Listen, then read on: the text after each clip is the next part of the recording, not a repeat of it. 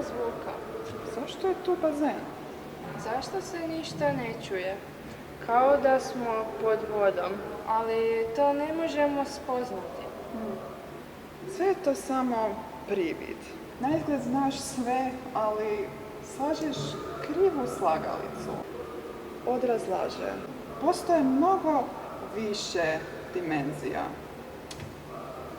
Prestani slikati. Pogledaj, jesi vidjela ogledalo? Jasno je. Što je jasno? Pa pogledaj video.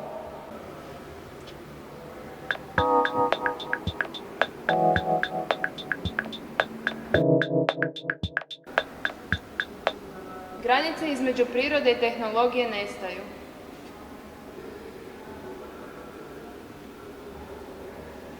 Različite slike izgledaju identično.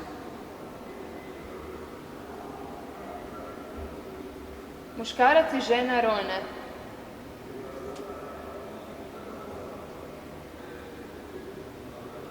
Pod vodom razumijemo samo znakovni jezik. Poveži istočnjačku i zapadnjačku kulturu.